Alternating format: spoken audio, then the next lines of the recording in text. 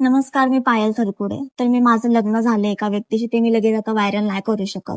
तर मी इतकंच सांगेल, की माझ्या घरच्यांनी माझ्यावरती खूप अत्याचार केलाय. ऋषभ जाधव उर्फ शंकर जाधव यांचं माझ्यावरती प्रेम होतं, म्हणजेच माझे मामा. यांचं माझ्यावर प्रेम होतं. ह्यांनी मला वेगवेगळ्या जागी स्पर्श करायचा सुद्धा प्रयत्न केला होता. आणि मला 8 दिवस मी मुंबईला होती. मला 8 दिवस मारहाण सुद्धा केली. माझा फोन सुद्धा काढून घेतला होता. ते झाल्यानंतर मी तिथून पळून यायचा कसा तरी प्रयत्न केला. तिथून पळून आल्यानंतर मी डायरेक्ट आळंदीला गेले आणि लग्न केले स्वतःच्या मर्जीने. आणि जर उद्या माझ्या सासरच्या लोकांना, माझ्या नवऱ्याला किंवा माझ्या नंदेला, माझ्या भाऊजींना, माझ्या सासऱ्यांना, माझ्या सासूला किंवा मला जर काही झालं, खरचटलं जरी, तर हे सगळे जबाबदार असणार आहेत माझ्या घरचे आणि माझा मामा.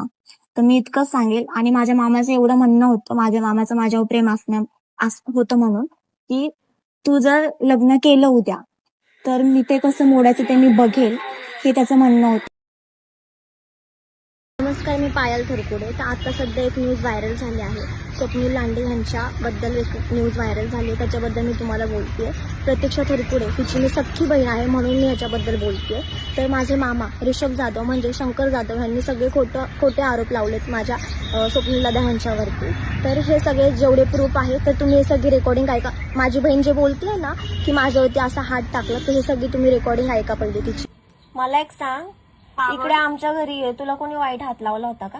नाही, कोणीच नाही लावला, कोणीच नाही. मग तक्रार का अशी केली? मी तक्रार अशी केली नाही. मला त्यांनी विचारलं तू कुठे गेलती आज. म्हटलं मानल्या भावाच्या इथं होते. तर म्हणले तू त्या स्वप्नील कडूनच्या इथे कधी गेलती का. म्हटलं हो, कार्यक्रमला गेले होते म्हटलं.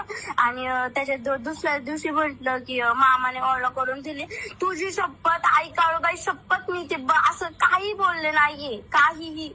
ट्रस्ट मी, म्हणजे तुला विश्वास ठेवायचा असेल तर तेवढा, तू नाही ठेवला तरी चालत. तर हे सगळं मी लग्न केले म्हणून हे लोक करतायत का, आणि का करतायत ते पण सांगते. कारण की मी वेगळ्या कास्टच्या पोरासोबत लग्न केले, म्हणून हे माझे मामा ऋषभ जाधव हे सगळं करतोय. ठीक आहे, मी 8 जुलैला लग्न केलं. 8 जुलैला लग्न केल्यानंतर 9 तारखेला आम्हाला पोलीस स्टेशनमध्ये बोलवलं आणि आम्हाला हे सगळं स्टेटमेंट घेतली माझी, की तुझ्या मर्जीने लग्न केलंय का वगैरे. पोलिसांनी हे सगळं घेतलं वडगाव मावळ पोलीस स्टेशन इतकेमध्ये. म्हणलं ठीक, हा मी माझ्या मर्जीने केलेलं आहे. हे सगळं मी तिथे स्टेटमेंट दिली. स्टेटमेंट झाल्यानंतर मी अशी तक्रार पण दिली होती तिथे, की माझ्या घरच्यांपासून माझ्या सासरच्या लोकांना, मला आणि माझ्या नवऱ्याला आम्हाला धोका आहे, माझी तक्रार घेऊन ठेवा तुम्ही. मी तिथे सगळं माझी तक्रार तिथे पडलेली आहे सगळी, तिथे मी लिहून वगैरे सगळं ठेवलेलं आहे. पण पोलीस लोक म्हणले ठीक आहे चालेल, आम्ही तुमची तक्रार घेतो म्हणून. आणि ते सगळं झाल्यानंतर 30 तारखेला आता न्यूज आली आहे, स्वप्नील लांडे पाटील यांनी प्रतीक्षा थरकुडेवरती असा हात टाकला, अशी 30 तारखेला अशी न्यूज आलेली आहे आता. तर मला एक सांगा, 30 तारखेपर्यंत त्या 8 तारखेपर्यंत हे लोक काही झोपले होते का? मला सांगा, 8 तारखेपर्यंत हे लोक झोपले होते? ज्या दिवशी मी लग्न